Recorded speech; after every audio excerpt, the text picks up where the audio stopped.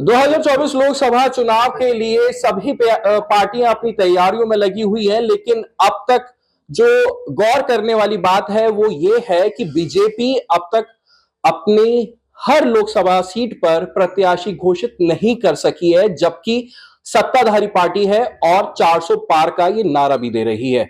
मेरठ की अगर बात करें तो 2009 से यहां बीजेपी का कब्जा है और लगातार 3 बार राजेंद्र अग्रवाल सांसद रह चुके हैं। तमाम नाम यहां पर निकल के आ रहे हैं, लेकिन अभी तक ऐसा क्या रीजन है जो बीजेपी मेरठ लोकसभा सीट पर अपना प्रत्याशी नहीं उतार सकी है? सबसे पहले हम बात करेंगे यहां पर जितने भी पत्रकार हैं, सीनियर जर्नलिस्ट हैं, क्या क्या चुनाव के समीकरण इनके अकॉर्डिंगली है, सबसे बात करेंगे। सब अपना अपना नाम बताते हुए, हम क्योंकि परिचय देने के इस काबिल नहीं है, पत्रकार हमारे साथ ही सीनियर है, तो अपना नाम खुद बताते हुए बात करेंगे। सर, सबसे पहले आपसे शुरुआत करते हैं। जो सवाल है वो यही रहने वाला है कि लोकसभा चुनाव है, पार्टियां तैयारी तो कर रही है, लेकिन एक 400 पार का वो प्रेशर है जो मेरठ हापुड़ लोकसभा सीट पर अब तक बीजेपी प्रत्याशी घोषित नहीं कर पाई है।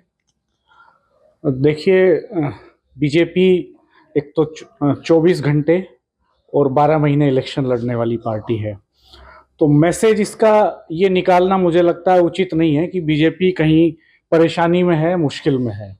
दरअसल वेस्टर्न यूपी की जिन सीटों पर अभी उन्होंने कैंडिडेट्स डिक्लेयर नहीं किए हैं, वहां पर वो कास्ट इक्वेशन मैनेज कर रहे हैं। एक वक्त में बीएसपी जो सोशल इंजीनियरिंग करती थी, उसको बीजेपी, आज की बीजेपी बहुत बेहतर ढंग से कर रही है और वो सारे कास्ट इक्वेशंस मैनेज करने की जुगत में है और किसी भी लेवल पर कोई चूक वो होने देना नहीं चाहते। मेरठ बहुत इंपॉर्टेंट है उनके लिए, चूंकि ये आरएसएस का सेंटर है, मेरठ प्रांत है, उनके लिहाज से उनके क्षेत्र का कार्यालय यहाँ पर है, बीजेपी का क्षेत्रीय कार्यालय यहाँ पर है, तो वो मेरठ को किसी भी स्थिति में कमजोर करना नहीं चाहते हैं और यहां से ऐसा मैसेज देना चाहते हैं जिसका रिफ्लेक्शन आसपास की सीटों पर भी दिखाई दे। तो देरी का मतलब मेरी नजर में ये नहीं है कि वो कहीं कमजोर महसूस कर रहे हैं, वो इक्वेशंस मैनेज कर रहे हैं। क्योंकि कई सीटों पर हमने देखा कि उन्होंने टिकट्स रिपीट कर दिए हैं। मेरठ के जो अभी एमपी हैं वो लगातार 2009 से एमपी हैं, जब मोदी लहर भी नहीं थी। हाँ, मोदी लहर भी नहीं थी और वो उस समय नया चेहरा थे। जिस समय 2009 में वो कैंडिडेट बने तो तब हम लोग तलाश रहे थे कि आदमी कौन है, इसका प्रोफाइल क्या है। और फिर बाद में जब 2014 का इलेक्शन आया, 19 का इलेक्शन आया, तो तब ये कयास लगाए गए कि शायद इनका टिकट कट रहा है, बदल रहा है और कुछ नए कैंडिडेट्स आ रहे हैं, लेकिन बाद में कंफर्टेबली रिपीट हो गया एंड मोमेंट तक आते आते। अभी 2 मैसेज हैं इसके मेरी नजर में। एक मैसेज तो ये है कि एक दिन पहले, जैसे अभी पहले एक आ जा रहा था कि आचार संहिता शायद जो है 16 तारीख को लागू हो जाएगी, तो मुझे लगता है वो 18 को लागू होगी, क्योंकि योगी जी का एक कार्यक्रम नोएडा में लग गया है 16 तारीख का, तो संभावना ये है कि 18 में आचार संहिता लागू हो। तो कोई जल्दबाजी उनको नहीं है। अगर वो टिकट रिपीट भी करते हैं, अगर समय से पहले रिपीट कर देंगे तो कार्यकर्ताओं में संतोष हो सकता है। पिछले 15 साल में बहुत सारे लोग नए दावेदार उभरे हैं, पुराने दावेदार भी इंतजार में रहते हैं। दूसरा, अगर नए आदमी को ले आते हैं वो, तो नए आदमी को भी एडजस्ट करने में दिक्कत होती है। तो ये इंटरनल, ये पॉलिटिक्स में होता है कि जिसको मिलता है वो थोड़ा खुश होता है, जिनको नहीं मिलता है वो थोड़ा नाराज होते हैं। तो ये एडजस्टमेंट बिठाने में टाइमिंग लगती है। बीजेपी ये स्कोप छोड़ना नहीं चाहती, मुझे लगता है। उनके लिए बहुत मजबूत सीट है, ये बहुत इंपॉर्टेंट सीट है। और यहां से गया हुआ मैसेज हमेशा 2014 का कैंपेन मोदी जी ने यहां से शुरू किया, 2019 का कैंपेन मोदी जी ने यहां से शुरू किया, और जिस तरह से पोलराइजेशन यहां इजी होता है बीजेपी के लिए, तो वो मैसेज जाता है, उसका पूरे प्रदेश में मैसेज जाता है, पूरे देश में मैसेज जाता है। तुष्टीकरण की राजनीति करके ही बीजेपी सत्ता में है। निश्चित तौर पे बीजेपी के पास पोलराइजेशन के सिवा आज भी कोई बड़ा ऐसा इशू नहीं है जिससे वो रिपीट कर सकें। आप देखिए, राम मंदिर का इशू हो, इलेक्टोरल बॉन्ड वाले दिन सीए वाला इशू हो, या जितनी भी कवायद है वो एंटी इनकम्बेंसी को कम करने के लिए है। और वो लगातार जो कवायद है, जैसे पूरे देश में अनएम्प्लॉयमेंट इस समय हाईएस्ट रेट पे है, सब जानते हैं, सरकार भी जानती है। हमारा देश कर्ज में इस समय डूबा हुआ है, सब जानते हैं, आंकड़े हैं कितने। इतिहास के सबसे बड़े कर्ज में इस समय हम हैं। इतिहास में हमारे 45 साल में सबसे ज्यादा अनएम्प्लॉयमेंट हमारे यहाँ है। महंगाई इस समय बहुत ज्यादा यहाँ है। तो इश्यूज पे अगर इलेक्शन होगा तो बीजेपी कंफर्टेबल फील नहीं करेगी। लेकिन दुर्भाग्य की बात यह है कि विपक्ष भी इश्यूज पर एजेंडा सेट नहीं कर पा रहा है, पेस सेट नहीं कर पा रहा है। जो गेंद बीजेपी फेंकती है लगातार, उसी के पीछे विपक्ष दौड़ता है, उसी को काउंटर करता है। जैसे इलेक्टोरल बॉन्ड वाले दिन विपक्ष को नैरेटिव सेट करना चाहिए था इलेक्टोरल बॉन्ड का, लेकिन वो सीए को काउंटर करते रहे और सेम उसी दिन वो लेकर के आए उसको। तो बकायदा उनके पास पूरा होमवर्क है, उनके पास पूरी लाइन लेंथ है, उनके पास पार्टी संगठन है बड़ा, और कास्ट सोशल, देखिए पूरे वेस्टर्न यूपी में खास तौर पर हर सीट पर 2 से 4 लाख तक अदर बैकवर्ड कास्ट का वोट है। हरियाणा में इस समय जो बदलाव हुआ है वो सब जानते ही हैं कि किस तरह से जाट वर्सेस अदर्स में उन्होंने पॉलिटिक्स को वहां कन्वर्ट करने की कोशिश की है। अदर बैकवर्ड कास्ट से वो सीएम लेकर के आए, उसका इस्तेमाल, उस अदर बैकवर्ड कास्ट के सीएम का इस्तेमाल वो कैंपेनिंग में वेस्टर्न यूपी में भी कर सकते हैं। सवाल मैं पूछता हूँ इधर भी मैं, क्योंकि ज्यादा लंबा नहीं कर पाएंगे हम इसमें। तो आपको क्या लगता है जो सीएम बदलाव हुआ है हरियाणा में, वो पश्चिमी उत्तर प्रदेश में खास बदलाव लाके दिखाएगा? पश्चिमी उत्तर प्रदेश में, क्योंकि कहा जाता है एक तरीके से किसानों की बेल्ट है, यहाँ पर जाट समुदाय को टारगेट करने के लिए आरएलडी से भी गठबंधन करने के कई बार प्रयास रहे और अब गठबंधन हो भी गया। आपको क्या लगता है इसको लेकर? देखिए, मेरा नाम राजेश शर्मा है और मैं जहां तक ये हरियाणा के जो मुख्यमंत्री बदले हैं नायब सैनी, जो कि पश्चिम उत्तर प्रदेश में सैनी कम्युनिटी बहुत अच्छी संख्या में है। और जब मैं मुजफ्फरनगर की बात करता हूं, क्योंकि मुजफ्फरनगर बड़ी लोकसभा है और ये पश्चिम उत्तर प्रदेश में इसलिए भी बहुत प्रसिद्ध है कि यहीं से 2019 में चौधरी अजीत सिंह हार गए थे और चूंकि संजीव बालियान जी ने उन्हें हराया था। और इस बार लगता है कि मुजफ्फरनगर में बड़ी जाति होने के बाद भी उसका कोई प्रतिनिधित्व नहीं है, कोई उसका विधायक नहीं है, कोई मंत्री नहीं है, और वैसे भी विधायक थे उनको हरा दिया। हाँ, अब कोई नहीं है, जिला अध्यक्ष है सैनिक। और मैं लगातार घूम भी रहा हूँ वेस्ट यूपी में। मैं तो चूंकि पश्चिम उत्तर प्रदेश में कहीं ना कहीं भाजपा डरी है, पर मुझे लग रहा है कि नायब सैनिक का बहुत ज्यादा असर नहीं होगा। एंटी इनकम्बेंसी इतनी है बहुत ज्यादा। अब देखो, मैं मेरठ की बात करूं, मेरठ की बात करूंगा, मुजफ्फरनगर की, सहारनपुर की, कैराना की। आप देखिए कि जब ट्रिपल इंजन की बात होती है तो इस समय चूंकि बीजेपी स्टेट में भी है और सेंट्रल में भी है। और जहां तक स्थान की बात करें, स्थानीय, तो यहाँ महापौर भी बीजेपी के हैं, यहाँ जिला पंचायत अध्यक्ष भी बीजेपी के हैं और बीजेपी का बड़ा संगठन है। मेरठ को पश्चिम उत्तर प्रदेश की राजधानी माना जाता है कि मेरठ से एक परसेप्शन जो बनाती है बीजेपी वो दूर तक जाता है। आप देखिए कि उत्तर प्रदेश की तमाम 80 सीटों पर जो 51 प्रत्याशी इन्होंने तय किए, और पश्चिम उत्तर प्रदेश में चाहे गाजियाबाद का मामला हो, चाहे सहारनपुर का मामला हो, और चाहे बिजनौर का मामला हो, ये 3-4 सीट इन्होंने छोड़ दी, उस पर प्रत्याशी तय नहीं किया, मेरठ का खुद तय नहीं किया। आप देखिए कि अब कहीं ना कहीं बीजेपी डरी हुई है। लोग ये भी कहते हैं, मैं बहुत सारे लोगों से बात करता हूँ, लोगों ने कहा कि ट्रिपल इंजन की सरकार है और मेरठ में लगभग 3 बार यहाँ सांसद भाजपा के रह चुके। भाजपा ये नहीं तय कर पा रही, इतनी डरी हुई है पार्टी, कि कोई ऐसा कैंडिडेट आ जाए जो जीत के तरफ चला जाए। कहीं ना कहीं भाजपा को डर है। और जहां तक जो एचएम का मामला है, जिसपे बीजेपी लगातार जीतती है, मेरठ में चूंकि जब विपक्ष से ही कोई कैंडिडेट होता है तो जरूर वो कोई ना कोई यहाँ पे जो है ना वो कोई ना कोई मुस्लिम कैंडिडेट होता है। जब मुस्लिम कैंडिडेट होता है तो तब बीजेपी अपने आप को सेफ मानती है। इस बार जो नाम निकल के आ रहे हैं विपक्ष की तरफ से, उसमें मुस्लिम कैंडिडेट ना गठबंधन की तरफ से ना बीएसपी की तरफ से अब तक जो निकल के आ रहा है, जो हमें पता चल रही है बात, यही डर बीजेपी को है। बीजेपी को यही डर है कि जब मुजफ्फरनगर में प्रत्याशी घोषित किया गया तो सामने हरिंदर मलिक सपा के थे, और जब वहां बसपा ने घोषित किया तो दारा सिंह प्रजापति का नाम आया। क्योंकि मुजफ्फरनगर 2013 में जब दंगा हुआ था, दंगे को लेकर पूरे उत्तर प्रदेश में, पूरे देश में एक लहर आई थी, और ये लगता है कि कहीं ना कहीं मुजफ्फरनगर और मेरठ में कुछ हो सकता है। लेकिन बसपा ने जिस तरह दारा सिंह, मतलब जो अति पीड़ा कार्ड खेला है, उसने कहीं ना कहीं भाजपा के पसीने छुड़ा दिए हैं। उसे लगता है क्योंकि संजीव बालियान की जब जीत होती है तो वो अति पीड़ों का बड़ा वोट बैंक होता है, जिसको लेकर वो जीतते हैं। और इस बार चूंकि जब 2019 में बीएसपी इस बार बीजेपी को हराने का काम कर रही है। मेरठ में ये माना जा रहा है, हो सकता है कि देवव्रत त्यागी हैं, उनका टिकट लगभग फाइनल हो सकता है, आज शाम तक क्लियर हो जाएगा। अगर मेरठ में बसपा से देवव्रत त्यागी आते हैं, अब ये देखना पड़ेगा कि जो यहाँ पूर्व जिला पंचायत अध्यक्ष कुलविंदर, उनके फादर है मुखिया गुजर, हो सकता है कि सपा जो इंडिया अलायंस है उससे सपा मुखिया गुजर आ सकते हैं। कई नाम आ रहे हैं। अगर आते हैं तो यही डर बीजेपी को है कि अगर बसपा से भी देवव्रत आए और इंडिया अलायंस से भी मुखिया गुजर आए, फिर भाजपा क्या होगा। क्योंकि भाजपा लगातार हम लोग देख रहे हैं, चाहे 2019 का हो चाहे 2014 का रिजल्ट हो, बहुत कम अंतर से यहाँ बीजेपी जीत रही है।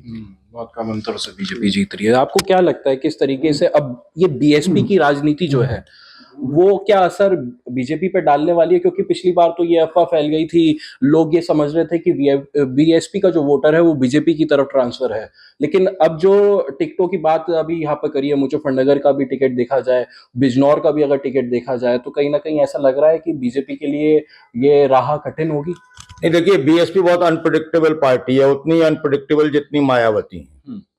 तो ये कहना अभी मुश्किल है कि मायावती अकेले चुनाव लड़ेंगी भी या नहीं लड़ेंगी। अभी भी मुझे डाउट लगता है, क्योंकि वो जानती हैं, बहुत चतुर राजनेता हैं, कि अगर वो अकेले चुनाव लड़ेंगी तो उनका शून्य में आएगा। कुछ प्रतिशत वोट जो वो लेकर जाएंगी वो अपने कॉम्बिनेशन के लेके जा सकती हैं, कैंडिडेट के कॉम्बिनेशन से लेके जा सकती हैं। उनके पास 8-9% का एक हार्डकोर वोट बैंक है जो सजाती है उनका। ये वोट बैंक जो है वो उनको मिलेगा ही मिलेगा, वो ट्रांसफर कराने की भी क्षमता रखती हैं। कई बार उन्होंने ये वोट बैंक अपना बीजेपी को भी ट्रांसफर कराया है। तो इसलिए इस बार मुस्लिम वोट उनको नहीं मिलने जा रहा है, ये उन भली भांति जानती हैं, किसी भी कीमत में नहीं मिलने जा रहा है। और इसलिए वो कोई मुस्लिम कैंडिडेट बहुत ज्यादा विपत्ति आपत्ति में या कुछ ज्यादा कुछ मिल रहा हो उनको। तो मुस्लिम वोट आपको क्या लगता है किस तरफ जाएगा? क्योंकि समाजवादी पार्टी से देखा गया है कि नाराज है मुस्लिम, अब बचती है कांग्रेस, कांग्रेस समाजवादी पार्टी के साथ गठबंधन में, तो क्या वो नाराज? मैं बताऊं आपको, जब गठबंधन में सीट शेयरिंग की बात चल रही थी तो बरेली के जो वो हैं उलेमा हैं और जो इनके हेड प्रीस्ट हैं, इन लोगों ने साफ तौर पर पत्र लिखकर अखिलेश को कहा था कि अगर आप इस गठबंधन में शामिल नहीं होते हैं, तोड़ते हैं, तो फिर हमें सोचना पड़ेगा। मतलब साफ साफ धमकी थी कि हम आपके साथ नहीं हैं। और मेयर के चुनावों में मुस्लिम्स ने ये बता दिया कि हम अखिलेश यादव के साथ नहीं हैं। 11 की 11 सीटें हारने का मतलब मेयर की यही था। और मेरठ में पतंग उड़ी, आपने देखा, उस व्यक्ति को जो 5,000 वोट का कैंडिडेट नहीं था, वो 1.5-2 लाख के बीच में कहीं वोट लेकर गया। वो सिर्फ इसलिए था कि वो उनका सीधा कहना था। मेरी जो बात होती है बहुत सारे मुस्लिम बंधुओं से, वो कहते हैं कि इसने हमें अपना जड़ खरीद गुलाम समझ रखा है, हमारे वक्त पर काम आएगा नहीं, एयर कंडीशन कमरे में बैठा रहेगा अखिलेश के लिए, है ना। तो वो इस बार एक तो वजह इसकी ये है अखिलेश से नाराजगी की। और दूसरी तरफ कांग्रेस से झुकाव का कारण ये है कि वो ये जानते हैं कि राज्य में अगर समाजवादी पार्टी या कोई भी विपक्षी गठबंधन आ भी गया तो भी वो हमारे हितों की सुरक्षा नहीं कर सकता है। और केंद्र अगर मजबूत हो जाएगा, केंद्र में सरकार एक बार बदल जाएगी, तो हम पर जो अत्याचार हो रहे हैं, जुल्म हो रहे हैं, और भाजपा कहती है कि अत्याचारियों पर कौन अत्याचार करेगा, तो वो सारी चीजें कांग्रेस के साथ इस पक्ष में जाती हैं। तो कांग्रेस चूंकि इंडिया गठबंधन में है, और आप देखिए कि उन सीटों पर भी राहुल गांधी न्याय यात्रा लेकर गए हैं जहां पर उनका कैंडिडेट नहीं है, और वो इंडिया गठबंधन के लिए वोट मांग रहे हैं। इस वक्त अगर इंडिया गठबंधन के में सबसे ईमानदारी के साथ अगर कोई काम कर रहा है तो वो कांग्रेस कर रही है। तो वो ऐसी स्थिति में, और एक पश्चिमी उत्तर प्रदेश की बात करें तो 7 सीटें आरएसएस ने चिन्हित की हैं जिसमें वो हार सकती है, संभावनाएं प्रबल हैं। वो मेरठ की भी सीट है, तो वो 7 सीटों को कैसे भरा जाए, कैसे उस पर वो सीटें निकाली जाएं, वो कैसे डेंट मारा जाए, ये इस पर उनका होमवर्क चल रहा है। और उनके पास पन्ना प्रमुख तक का काडर है। और अभी पता चलेगा कुछ दिनों बाद हरिशंकर जोशी वोट डालने गए, मतदाता सूची में उनका नाम ही नहीं है, ये भी संभव हो सकता है। हाँ, मतलब बहुत सारे बल्क में नाम कटे हो सकते हैं। तो वो हर दाव हर आजमाइश करेंगे, उन्हें जीत चाहिए। सर आपसे बात करेंगे। सर क्या लगता है कि जैसे अभी जोशी जी साहब ने भी कहा कि मुसलमान जो है वो प्रताड़ित है, कहीं ना कहीं उन पर अत्याचार हो रहे हैं, ऐसा मानते हुए वो वोट जो करेगा वो कहीं विपक्ष की तरफ करेगा। हालांकि पिछली बार ये दावा किया गया था कि 10% वोटर जो है कहीं ना कहीं बीजेपी की तरफ आया है। इस लोकसभा चुनाव में क्या रहने वाला है और बीएसपी को लेकर क्या रुख है? क्योंकि बीएसपी जहां जहां कैंडिडेट उतार रही है, वही सवाल, कैंडिडेट जहां जहां उतार रही है वो बीजेपी के लिए खतरनाक घंटी है, खतरे की। मैं पुष्पेंद्र शर्मा। अभी सारे भाइयों ने अलग अलग बातें बोली, पर मुझे लगता है कि अगर हम आज की बात करें तो थोड़ा सा अतीत के पन्नों को पलटना ज़रूरी है। जैसा अभी एक भाई ने कहा कि बसपा बड़ी अनप्रेडिक्टेबल है, और सही मायनों में तो इससे बड़ी बात है कि बहुत से चुनावों से अगर 19 के गठबंधन को हम छोड़ दें तो ये कहने में गुरेज नहीं होता कि बहुजन समाज पार्टी भारतीय जनता पार्टी के लिए बी टीम की तरह से काम करती रही। अभी उन्होंने नाम जरूर अनाउंस किया है देवव्रत त्यागी का, लेकिन क्योंकि वो कुछ भी बदल सकते हैं, कहीं भी बदल सकते हैं, और इसीलिए भारतीय जनता पार्टी शायद वेट एंड वॉच की स्थिति में है। वहां से कौन सा प्रत्याशी आता है, कैसा आता है, पिछली बार का अंतर जो कम था वो भारतीय जनता पार्टी के माथे पे शिकन तो डाली गया है और चेहरे पे चिंता के लहरें भी हैं। भले ही राजेंद्र अग्रवाल पे कोई जो वर्तमान सांसद है कोई ऐसा बड़ा आरोप नहीं है, लेकिन कोई बहुत ये भी नहीं कह सकते कि लोकप्रियता के शिखर पे हैं। और सीधी सी बात यह है कि हमें भारत मंडपम में दिए गए भाषण को भूलना नहीं चाहिए। जब प्रधानमंत्री मोदी ने खुद कहा, जहां उन्होंने 370 और 400 का नारा दिया, वहां उन्होंने ये भी कहा कि कमल का फूल लड़ रहा है। यानी कि कैंडिडेट की बहुत ज्यादा अहमियत है भी नहीं, सिवाय इसके कि उससे क्या सोशल इंजीनियरिंग बैठती है, जातीय गणित क्या बैठता है। इसके अलावा भारतीय जनता पार्टी को बहुत ज्यादा सोचने की जरूरत नहीं होती है। अब सवाल यह है कि बहुजन समाज पार्टी क्या करेगी। उसके अलावा एक और बड़ा खतरा हो गया है, वो है इस बार ओवैसी साहब की पार्टी का। जैसा अभी भाई बोल रहे थे कि पतंग उड़ी थी खूब मेयर के चुनाव में, एक संकेत दिया था। हालांकि थोड़ा सा उस समय की स्थिति में और आज की स्थिति में अंतर है। उस समय वो, मेरा मानना ये है, निजी फीलिंग ये है कि मुसलमान अखिलेश को एक संदेश देना चाहते थे कि हम तुम्हारे बंधुआ मजदूर नहीं हैं और हम विकल्प की तलाश कर रहे हैं। वो ये देखना चाहते थे कि कांग्रेस क्या मजबूती से उभर पाएगी या समाजवादी अखिलेश उसके बाद कुछ रिग्रेट फील करेंगे, कुछ आगे बढ़ेंगे। तो दोनों ही काम होते चले गए। एक तरफ न्याय यात्रा, भारत जोड़ो न्याय यात्रा निकली और खुलकर अगर किसी ने साथ दिया या इन मुद्दों पे बात की, चाहे सीए हो, दूसरा हो, तो वो कांग्रेस थी। अखिलेश से उनकी ये शिकायत रही कि चाहे वो रामपुर का मामला रहा हो, आजम साहब का मामला रहा हो, जब उनके मीडिया प्रभारी गुड्डू ने इस बात को छेड़ा था कि वो इसी कमरों में बैठते हैं, कहने को तो राजभर भी कह गए थे जो आज वापिस आ गए हैं, पर और भी बहुत, चाहे वो बरेली के विधायक का मामला हो, कानपुर के इरफान सोलंकी का मामला, सारे आप मामले देखेंगे तो अखिलेश की बड़ी अजीब सी चुप्पी थी। तो मुस्लिमों के मन में ये डर था कि जिसे हमने सब कुछ लुटा दिया, जिसे एक बार 98% वोट तक दे दिए, वो हमारे साथ खड़ा क्यों नहीं होता। इस गुस्से का इजहार उन्होंने नगर पालिका के चुनावों में करके एक संकेत दिया और वो एक अलार्मिंग बेल थी। उससे उन्हें थोड़ा मतलब खतरा भी दिखाई दी और वो झुके भी थोड़ा सा। लेकिन जो ये एआईएमएम के प्रत्याशी आ रहे हैं, उन्होंने कह दिया कि 11 प्रत्याशी यहाँ पे उतारने जा रहे हैं यूपी में। तो अगर वो पतंग वाला खिलाड़ी खड़ा होता है तो वो, अगर बसपा नहीं भी खड़ा करती तो फिर से एक बी टीम आ जाती है। और भारतीय जनता पार्टी की यहाँ पे जीत सुनिश्चित तभी होती है जब 3 कैंडिडेट मजबूत लड़े। अगर बहुजन समाज पार्टी या पतंग वाला कोई प्रत्याशी सीधा नहीं लड़ता तो फिर चुनाव टक्कर कड़ी हो जाती है, क्योंकि यही कारण है कि मेरठ हापुड़ लोकसभा सीट पर अभी तक बीजेपी ने कोई कैंडिडेट नहीं उतारा, जबकि ये एक तरीके से बीजेपी के लिए सिक्योर सीट है। यही कारण है कि वो देख रही है कि बाकी पार्टी क्या कर रही है। नहीं, मेरा ख्याल है खाली ये अंतर नहीं है, उनकी तैयारियां और उनकी उम्र का तो हम अंदाजा भी नहीं लगा सकते। उनका जो थिंक टैंक है वो हमसे बहुत ज्यादा आगे सोचता है, और जिस तरह से उनका विकराल संगठन है, एक एक गली में कूचे में, वो इन बातों से घबराए मुझे नहीं लगता। हाँ, ये हो सकता है कि क्योंकि गाजियाबाद की सीट का भी फैसला तय नहीं हुआ है, तो जो सोशल इंजीनियरिंग वाला फॉर्मूला शायद उसकी वेट हो रही हो। और हाँ, ओवैसी किसे उतारते हैं और बहुजन समाज पार्टी किसे वास्तव में डिक्लेयर करती है, इसकी प्रतीक्षा हो सकती है। इसकी प्रतीक्षा हो सकती है।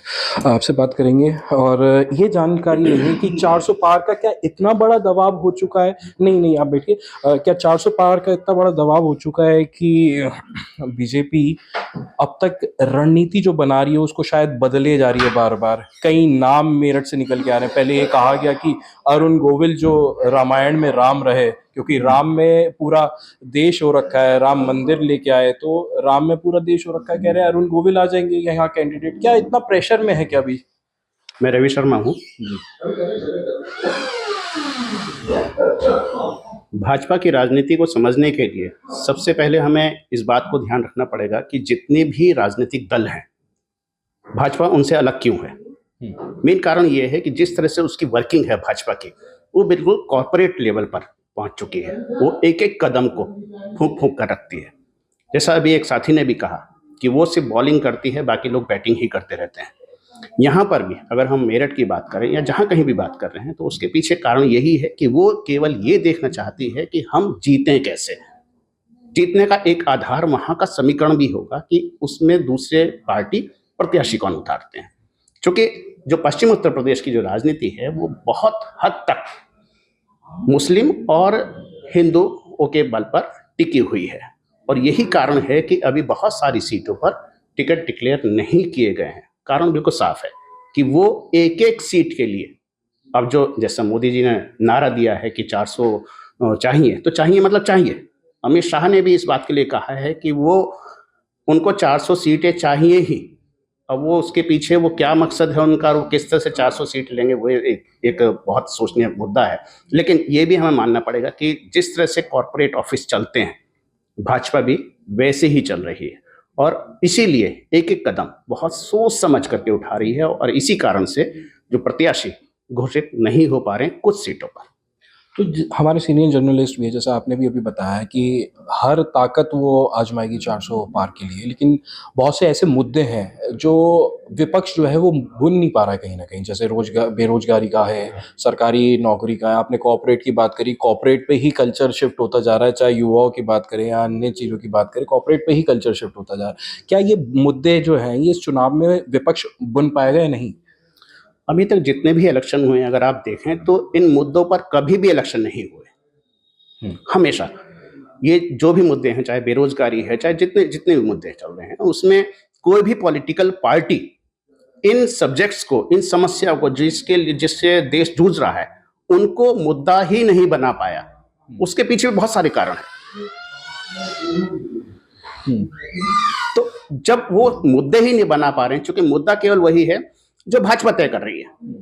अब चाहे वो सीएए का मामला हो, अब ये नई गेंद उन्होंने फेंक दी कि अब उस पर खेल रहे हैं।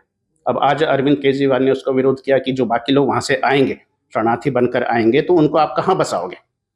तो उस पर अमित शाह कोई दूसरा बयान दे रहे हैं कि हम तो उसमें भाई हिंदू ही तो आ रहे हैं या उनको वो कर रहे हैं। तो वो कुल मिला करके जो पूरा गेम है वो हिंदू मुस्लिम पर ही आके टिका हुआ है। और ऐसे ही जैसे मेरठ में आपने अभी अरुण गोविल का नाम लिया, इससे पहले पीयूष गोयल का नाम आ रहा था। पीयूष गोयल को अब उन्होंने दूसरी जगह से उतार दिया है कि पीयूष गोयल अब यहाँ नहीं आ रहे, तो उसके बाद फिर कुमार विश्वास का नाम भी आया। और बाकी बस मेन चीज़ ये चीज़ आ रही थी कि अगर राजेंद्र अग्रवाल का टिकट कटता है तो किसका होगा। तो अभी तो जितनी मुंह उतनी ही बातें हो रही हैं, और ऐसा पहली बार संभवतः हो रहा है कि जो आरएसएस या भाजपा के बड़े पदाधिकारी हैं वो भी अभी ये कहने की स्थिति में नहीं है कि हाँ अमुक का टिकट होने जा रहा है। राजेंद्र अग्रवाल आज भी अपनी बाकायदा दावा ठोक रहे हैं, और बाकी भी एक लंबी लिस्ट है। मेरठ बहुत लंबी लिस्ट। बीजेपी में तो ऐसा लग रहा है जैसे बाढ़ सी आ गई हो, बाढ़ सी आ गई, क्योंकि एक कोई भी लड़ेगा जीत जाएगा। उसके पीछे कारण भी है, क्योंकि बीजेपी से टिकट का मतलब ये है कि आज की डेट में तो चाहे वो राम मंदिर हो, क्योंकि मेन चीज आप ये इस बात को समझिए कि अभी तक देश जो था वो अल्पसंख्यकों की राजनीति पर केंद्रित था। जो भी राजनीतिक दल थे वो अल्पसंख्यकों की राजनीति कर रहे थे। आज पहली बार, मतलब कि इन दिनों पहली बार ऐसा हुआ है कि अब बहुसंख्यक की राजनीति हो रही है। तो बहुसंख्यक कहीं ना कहीं बीजेपी के पक्ष में तो खड़ा हुआ ही है। राम मंदिर उसका एक बहुत बड़ा कारण होगा। हाँ, जो वाकई में जेन्युइन मुद्दे हैं हिंदुस्तान में, उनको विपक्ष उस राम मंदिर या हिंदुत्व के सामने नहीं खड़ा कर पाया है। वो मुद्दे हवा में उड़ गए हैं। ठीक है, आपसे भी बात करेंगे। आप तो, क्योंकि काफ़ी समय से आप फील्ड में रिपोर्टिंग कर रही हैं, और फील्ड में रिपोर्टिंग करते करते जनता से भी आपने काफ़ी चीज़ों पर चर्चा करी है। जितनी भी योजनाएं आई हैं आप उनके भी बारे में बात करती हैं, बाइट्स लेते हैं। तो आपको क्या लग रहा है, जितनी ये योजना आ रही है या राम मंदिर का इशू है, क्या सरकार बुन पाएगी या विपक्ष जो है इस बार खेल बिगाड़ेगा बीजेपी का? देखिए, जितना काम जमीनी स्तर पे नमस्कार, मैं संगीता श्रीवास्तव। जैसे आपने योजनाओं की बात की है, तो जितनी सारी योजनाएं लेकर आई हैं भाजपा सरकार कि वो केंद्र की हो या यूपी की हो, उनका लाभ तो लास्ट वाले व्यक्ति तक मिला है। और बात आप जैसे कर रहे हो कि टिकट की देरी की बात है, तो टिकट की देरी इसलिए है क्योंकि जब पिछले चुनाव थे तो राजेंद्र अग्रवाल जी और याकूब कुरैशी में वोटों का अंतर बहुत ज्यादा नहीं था। 4700 मात्र वो कैसे थी, तो वो उस बात की देरी है। लेकिन क्योंकि भाजपा बहुत समझदार पार्टी है, तो मुझे ऐसा लगता है कि उन्होंने क्यों तैयारी नहीं करी। अगर उनके मन में ऐसी बात थी पहले के सांसद जी राजेंद्र अग्रवाल जी को वोटों का अंतर जो जीत का ज्यादा नहीं है, तो ये तैयारी पहले करनी चाहिए थी। अब जो समीकरण बन रहे हैं, जो नाम आ रहे हैं, जैसे पीयूष गोयल, अरुण गोविंद जी का, पीयूष गोयल जी का बॉम्बे से टिकट हो चुका है। अरुण गोविंद जी को एक वो बहुत अच्छे इंसान है और बहुत अच्छे कलाकार है, लेकिन उन्हें मेरठ वाले लोग, जो मैंने लोगों से बात की है, उन्हें वो एक अपने सांसद के रूप में नहीं देखते। और भाजपा की राम को नहीं चाह रहे मेरठ वाले? नहीं, बिल्कुल भी नहीं चाहेंगे। वो उन्हें क्या सम्मान करते हैं। अरुण गोविंद जी बहुत अच्छे कलाकार, बहुत अच्छे इंसान है, लेकिन मेरठ के लोग उन्हें अपने सांसद के रूप में नहीं मानते हैं, नहीं एक्सेप्ट करेंगे। बाहरी व्यक्ति भी है और वो शायद कलाकार और नाम के बात सारी ये होगी कि बाहरी होने के नाते इसलिए वो चाह रहे होंगे लोकल किसी का हो जाए जिससे मिल सके, जुड़ सके, इसी वजह से तो मना कर रहे होंगे। नहीं, एक्चुअली पहले दरअसल कांग्रेस भी एक कलाकार को लाके देख चुकी है, नगमा को। तो मुझे लगता है बाहरी व्यक्तियों को मेरठ वाले लोग, चाहे वो कितना ही अच्छा उसने रोल किया, उसे बिल्कुल भी स्वीकार नहीं करेंगे। और जिस तरह से कुछ डिक्लेयर नहीं हो रहा है, तो भाजपा दूसरी पार्टियों के कैंडिडेट का इंतजार भी कर रही है। और जो लाइन में लोग हैं, मुझे नहीं लगता कि राजेंद्र अग्रवाल जी जैसे होंगे, तो लगता है कि लास्ट समय पे उन्हीं का टिकट रिपीट हो जाए। आखिरी के बस 2 सवाल पूछूंगा, एक एक शब्द में या एक एक लाइन में आप सब बताइएगा। बीएसपी या समाजवादी पार्टी, कांग्रेस, जो भी आपको लगता है कि जो खेल बिगाड़ सकता है बीजेपी का, वो कौन सी पार्टी आपको लग रही है? क्योंकि अभी तक के जो टिकट डिक्लेयर हुए उसके अकॉर्डिंग समाजवादी ही खेल बिगाड़ेगी मेरठ में, क्योंकि मुझे लगता है मुस्लिम नाराज थे। वो कभी कोई व्यक्ति किसी से हो जाता है, लेकिन वो पूरी तरह से अखिलेश के साथ है। अगर मुस्लिम कैंडिडेट आता है मेरठ में, वो भी सपा का, तो ही खेल बिगाड़ेगी, तो ही वोटों का नुकसान भाजपा को मिलेगा। बीएसपी कोई नुकसान नहीं करेगी भाजपा का, बिल्कुल। 400 पार है क्या बीजेपी इस बार? बिल्कुल हो जाएगी। और अब बहन जी, मतलब मायावती जी, क्योंकि अपने कैंडिडेट तो डिक्लेयर कर रही हैं, लेकिन उसका हाथ पकड़ के एक भी बार चुनाव में नहीं आ रही, ये कहने के लिए कि मेरा समाज, मेरे वोट इस व्यक्ति को पड़ेंगे। अगर आप जब तक ये संदेश अपनी पार्टी के कार्यकर्ता को नहीं दोगे, तो वोट बिल्कुल भी नहीं देंगे। इसलिए बीएसपी का वोट हमेशा चुनाव में बीजेपी को मिल रहा है। बहुत बहुत शुक्रिया बात करने के लिए। आपसे बस वही आखिरी के 2 सवाल रहेंगे। कौन खेल बिगाड़ने वाला है बीजेपी का इस बार, या बीजेपी संभल जाएगी? देखिए, भाजपा के जो कुछ लोग हैं, एक वो ऐसा परसेप्शन बना रहे हैं बसपा को लेके कि बसपा के पास कुछ नहीं है, बसपा कुछ नहीं है। हमारे याद है जब 2007 में उत्तर प्रदेश का विधानसभा चुनाव हुआ, तो बहुत सारे मीडिया हाउस में सर्वे हुए, तो सर्वे में बताया गया कि भाजपा और सपा आमने सामने है और बसपा तीसरे नंबर पर है। लेकिन जब चुनाव के नतीजे आते हैं तो सब पलट जाते हैं, और चुनाव के नतीजे में क्या होता है कि इंडिपेंडेंट रूप से बसपा सरकार बना लेती है। तो मुझे लग रहा है कि ऐसा तो परसेप्शन ठीक है, अब वो सबके अपने अपने एनालिसिस। बी पार्टी मुझे लगता है काम कर रही है, जैसे अभी हमारे साथी ने भी कहा कि बीएसपी बी पार्टी की है, बीजेपी की, ऐसा कहा जा सकता है। क्या आपको लग रहा है कि बी पार्टी के तौर पे काम कर रही है बीएसपी? मुझे लग रहा है कि जितने टिकट पश्चिम उत्तर प्रदेश में अब तक घोषित किए हैं बसपा ने, वो सारे कहीं ना कहीं भाजपा का खेल बिगाड़ेंगे। भाजपा का खेल बिगाड़े, मतलब बी पार्टी नहीं है? नहीं, बिल्कुल ही वो कहना कि भाजपा। आप देखो ना, मुजफ्फरनगर जो बड़ी सीट है, वहां अतिपेड़ा कार्ड खेला उन्होंने, तो वहां नुकसान होने वाला है।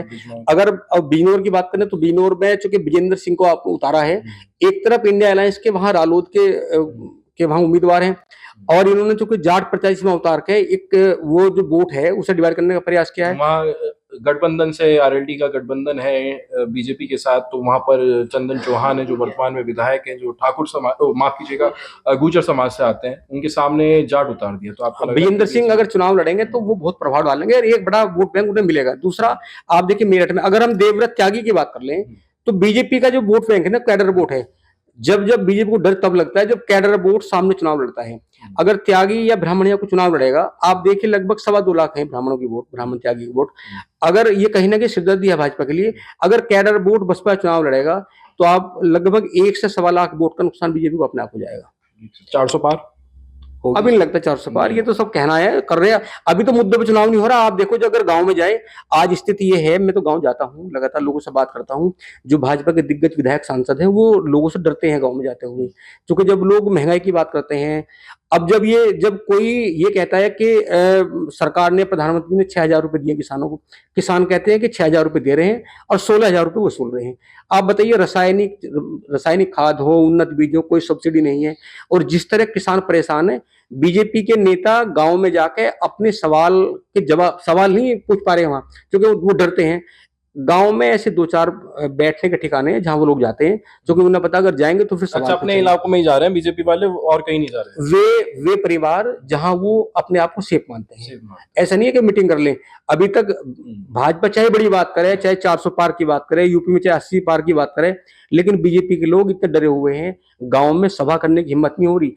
अगर लोगों से संवाद कर लें कि हम सवाल करेंगे कि हमने 10 साल में क्या किया, ये हिम्मत नहीं हो रही, चाहे सांसद चाहे विधायक हो। ये स्थिति है। अगर ये स्थिति है तो आप अंदाजा लगाओ कि 400 पार की बात कैसा होगी। सर यही स्थिति है क्या जैसे कि बता रहे हैं कि बीजेपी वाले जनता से बात नहीं कर पा रहे हैं, मुद्दों पर बात नहीं कर पा रहे हैं, योजनाओं के बारे में बात नहीं कर पा रहे हैं, और जहां पर भी प्रचार प्रसार के लिए जा रहे हैं तो वो सिर्फ उन्हीं के क्षेत्र हैं जहां से वोट बैंक उनका बना हुआ है। राजेश जी को ग्राउंड रिपोर्ट ज्यादा रहती है, बहुत घूमते हैं, और मैं तो वैसे भी बंद कमरे वाला पत्रकार हूं, इसलिए इस मामले में कोई टिप्पणी करूंगा नहीं। हाँ, इतना जरूर कह सकता हूं कि आपका एक सवाल था 400 पार हो रहे हैं या नहीं हो रहे हैं। मेरठ में बैठ के मैं ये भी नहीं कह सकता कि 400 पार हो रहे हैं या नहीं हो रहे हैं। यहाँ बैठकर पूरे भारतवर्ष को देखना और उस पर कुछ भी बकबक कर देना एक बुरी बात होगी, न्याय संगत नहीं होगा। हाँ, अगर तार्किक तौर पर मैं जितना पढ़ता हूं और जितने विश्लेषण देखता हूं और जितने डिबेट्स में मैं भाग लेता हूं पूरे हिंदुस्तान में, उसके आधार पर मैं ये कहता हूं, मेरा परसेप्शन आज तक का ये है कि 400 पार तो बहुत दूर की कौड़ी है, 370 भी दूर की कौड़ी है, 272 का जो एक सिंपल मेजोरिटी का आंकड़ा है, अगर भारतीय जनता पार्टी उसके आसपास भी आ गई तो ये तीसरी बार उनकी उपलब्धि होगी। क्योंकि जो लोग कह रहे हैं कि साहब सीए काम कर रहा है, वो बीजेपी के उसमें उलझ रही हैं, तो केजरीवाल ने बहुत ब्रिलियंटली उसका उत्तर दिया है। आप देखिए, उसने कहा कि 3.5-4 करोड़ जो हिंदू वहां से आएंगे, जो वहां के अल्पसंख्यक हैं, तो वो उनका बर्डन किस पर पड़ेगा? हमारे पास पाकिस्तान तो नंगा भूखा, वो तो खुश हो जाएगा। क्या पाकिस्तान भी यहाँ के अल्पसंख्यक लेने को तैयार है? एक्सचेंज कर लेना, 4.5 करोड़ इधर से चले जाए, 4.5 करोड़ उधर से चले जाए, ऐसा कोई फार्मूला लेकर आए तो उनकी जय जयकार हो जाएगी, देश पर भी बर्डन नहीं पड़ेगा। तो ये, और इसी तरीके से प्रभु श्री रामलला का मसला है, वो देखिए, वो आस्था का सवाल है। रामलला आस्था की बात है, उस पर वो वोट पड़ेगा उन्हें जो जनसंघ के जमाने से पड़ता आया है। जो वोट प्रोग्रेसिव है, वो वोट तो उन्हें पहले पड़ता, ना रामलला के नाम पर पड़ता, ना उन्हें वो किसी और नाम पर पड़ता। वो तो मुद्दों पर वोट देने वाली एक अलग बिरादरी है वो। तो इसलिए सारे लोग रामलला की लहर में बह जाएंगे, ये भी संभव नहीं लगता। अगर प्रभु रामलला का मामला हो गया होता, तो चल रहा होता, तो उन्हें दूसरे मुद्दों पर भटकने की जरूरत नहीं थी, उनको सीए की जरूरत नहीं थी। और ये जो चुनावी बॉन्ड वाला जो अभी मामला आया है, इसमें भी अभी देखिए ये चुनाव तक चलता रहेगा, क्योंकि इसमें अभी जो पेन ड्राइव है उसमें इंडियन एक्सप्रेस की एक रिपोर्ट है कि लिंक गायब है, जो आपस में पता लग सके कि ये बॉन्ड किसका किसको गया है। इसके लिए फिर वो एक सुप्रीम कोर्ट में एप्लीकेशन जाएगी, फिर एक तारीख होगी, फिर एक तारीख होगी, लंबा खिंच जाएगा। ये भी आप मान लीजिए अगले चुनाव के लिए काम आएगा। नहीं, अगले चुनाव के लिए नहीं, परसेप्शन बनेगा उससे। और वो ऐसा गंदा पानी है जिसको जितना छिपाने की कोशिश की जाएगी, वो उतनी छलांग मारेगा। बीजेपी उससे जितना छिपाने की कोशिश करेगी, उस गंदे पानी को ढकने की कोशिश करेगी, उसकी छलांग कम नहीं होगी। बहता हुआ पानी होता है, वो निकल जाता है, ये ठहरा हुआ पानी हो गया है।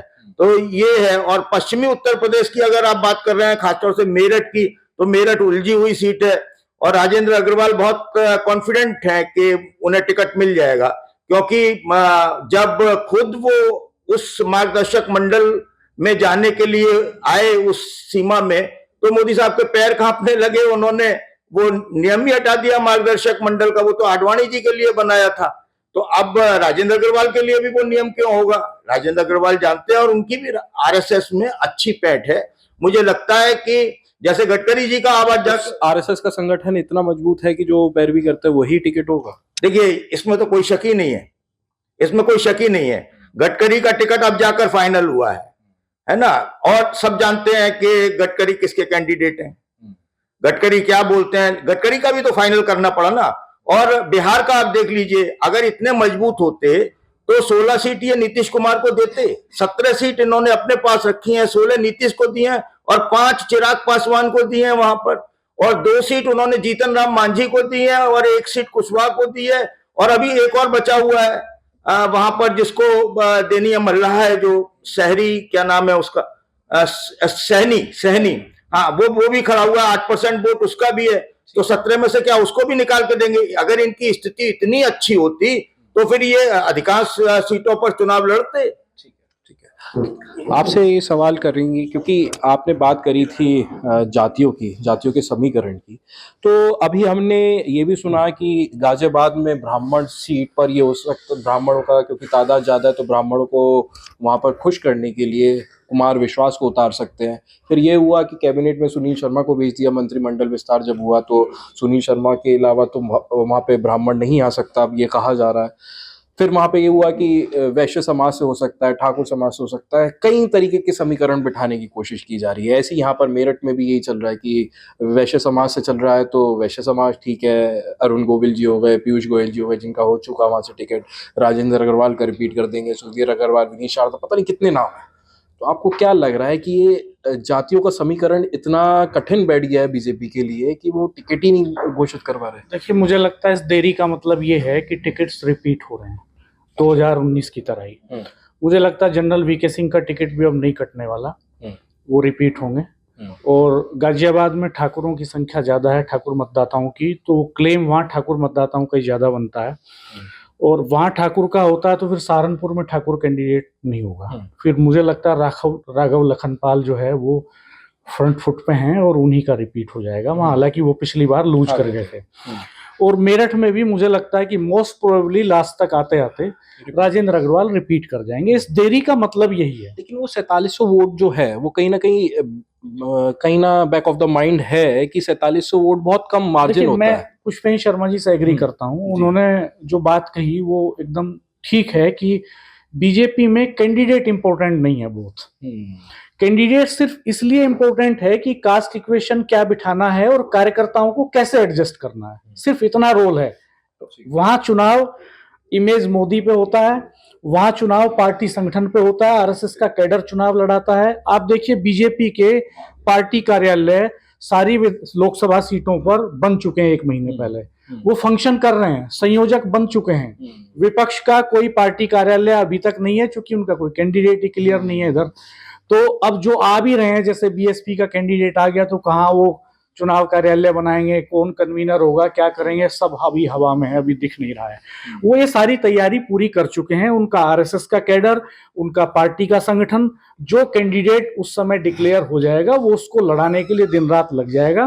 तो इससे मुझे लगता है कि बीजेपी में ऐसी स्थिति अभी नहीं है कि वहां विद्रोह हो जाएगा कैंडिडेट को लेकर के, और वो जिसे डिक्लेयर कर देंगे उसके साथ खड़े होंगे। बस यस और नो में पूछते हैं। 400 पार का आपने सवाल किया था, वो मुझे लगता है अभी जुमला है, और चुनाव में जुमले चलते ही रहते हैं। टारगेट एक फिक्स करा हुआ है, अगर वो हो गया अचीव तो ठीक है, नहीं तो नहीं। हाँ, जुमला है बस। हाँ, मैं टाइम को लेकर ही आपको कह रहा हूँ, बस यस और नो में 400 पार आपको लग रहा है कि जो टारगेट फिक्स करा है बीजेपी एनडीए ने, हो पाएगा? नहीं, यस और नो में नहीं दूंगा। अच्छा, सबको इतना मौका दिया, 2 मिनट में भी और नहीं दूं। देखो, ऐसा है कि अनमोल के 2 थ्योरी हैं, और इस बार का चुनाव बड़ा अजीब परिदृश्य लेके आया है।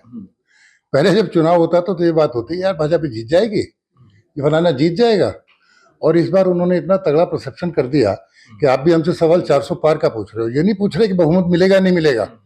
तो ये जो परसेप्शन बिल्डिंग है, इसमें भारतीय जनता पार्टी बहुत आगे है। और ये जो सारा वैचारिक और कल्चरल चेंज आया, वर्क में चेंज आया, कार्यशैली बदल के रख दी चुनाव की और पार्टियों की, उसे एक तरफ से कॉर्पोरेट की तरह से रिपोर्टिंग, 24 घंटे मशीनरी की तरह जुटे रहना, तो जो परिवर्तन भारतीय जनता पार्टी ने किए हैं वो कोई कम चौंकाने वाले नहीं है। इसी तरह से परिणाम भी हमेशा चौंकाने वाले होते हैं, और जिन्हें हम सोचते हैं वो हमेशा वैसे उतने नहीं रहते। इसमें एक ही लाइन में कहूँगा, 2019 में जब गठबंधन हुआ बसपा, आरएलडी और सपा का, तो ये लग रहा था कि सुपड़ा साफ बीजेपी का, लेकिन ऐसा होता नहीं है।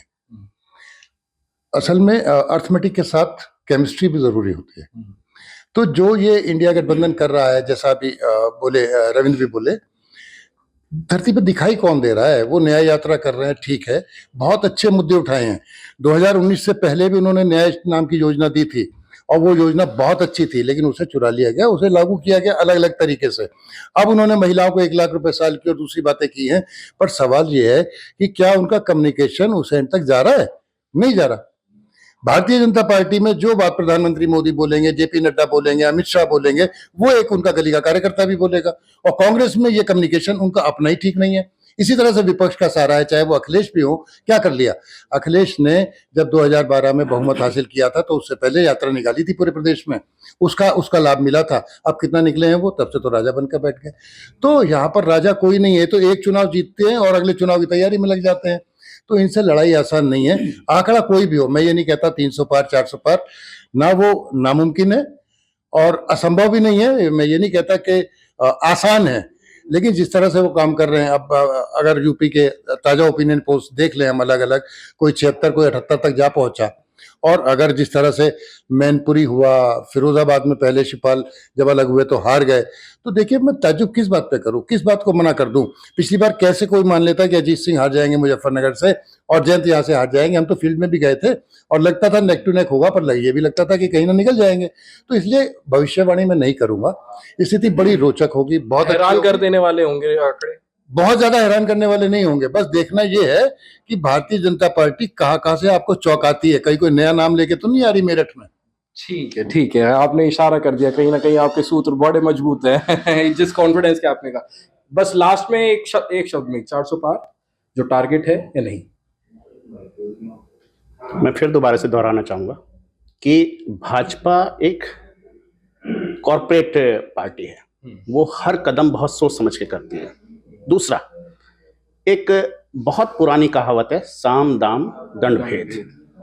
भाजपा उस पर पूरी तरह से कार्यरत है।